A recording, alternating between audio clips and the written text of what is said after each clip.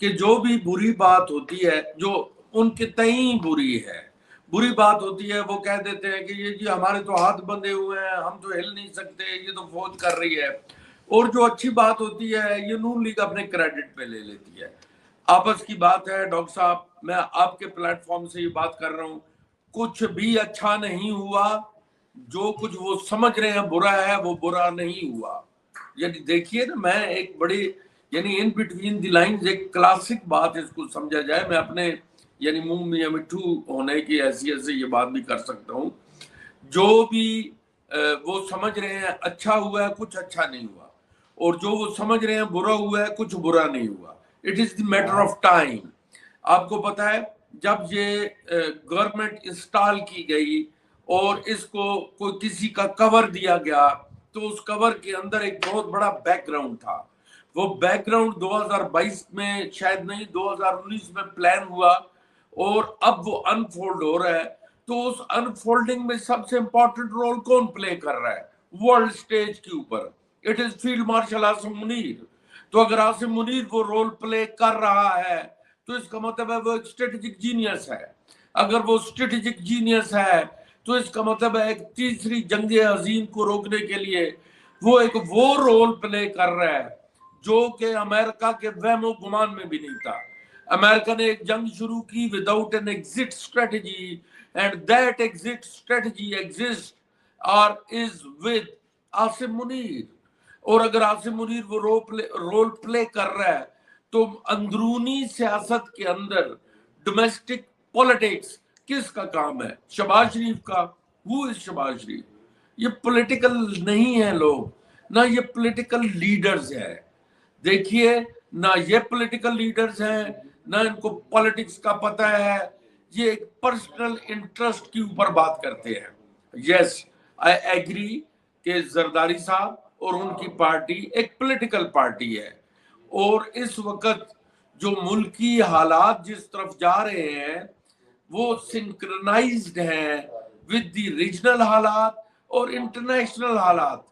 جب وہ بریگیڈیئر صاحب نہیں، اگر آپ میری آپ بات پوری سن لیجیے، جی آپ میری بات جی پوری سن لیجیے، آپ میری بات پوری سن لیجیے. اوکے جب وہ ان سنک ہے ریجنل اور انٹرنیشنل حالات کے ساتھ تو who is leading the regional and international politics is nobody but the military leadership. مجبوری ہے. مجبوری کیا ہے؟ کیونکہ ایک جنگ خطے کے اندر لگی ہوئی ہے جو کہ تیسری جنگ عظیم کی طرف جا رہی ہے. وہ جنگ جو تیسری جنگ عظیم کی طرف جا رہی ہے اور اس کے اندر فیلڈ مارشل اور ملٹری براس، یعنی آئی مین ٹو سے ہائر ملٹری براس، وہ ایک امپورٹنٹ رول پلے کر رہی ہیں. وہ کیا رول پلے کر رہی ہیں؟ دنیا کو یا اس خطے کو اس ڈیزاسٹر سے بچانا ہے. تو انٹرنل پولیٹکس کس کے حوالے کرنی ہے؟ شہباز شریف کے. He doesn't know anything. جو رات کو 2:30 بجے سوئمنگ پول میں موبائل جیب میں لے کے سوئمنگ کر رہا ہے، آپ کیا سمجھتے ہیں وہ کتنا بڑا لیڈر ہوگا؟ سر there is no political leadership in the country and there is a reason for that. Reason will be solved in next coming 2 to 3 years. So this time should be taken. Alhamdulillah, there is nothing wrong with the country. There is nothing wrong with anything. Politically, internal governance issues ہیں، وہ issues solve ہو جائیں. آپ کن لوگوں کو عاصم منیر کے ساتھ compare کر رہے ہیں؟ Those who were martial law administrators, those who abrogated the constitution. Field Marshal did not do it. There is a political government. There is a president known as Asif Zardari. There is a chief executive prime minister known as Shahbaz Sharif. There is a cabinet. There is a parliament. There is a upper house, senate. آپ کیا باتیں، آپ کس کو کس سے compare کر رہے ہیں؟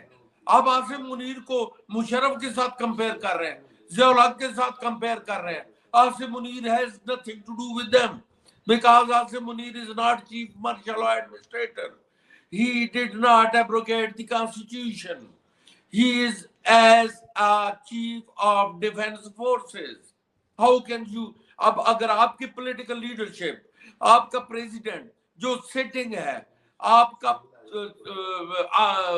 پرائم منسٹر جو سٹنگ ہے، آپ کی کیبنٹ جو سٹنگ ہے، وہ اگر وہ ایکسپٹ کر رہے ہیں what Asim Munir is saying, تو اس کا مطلب ہے they are in sync with the Asim Munir.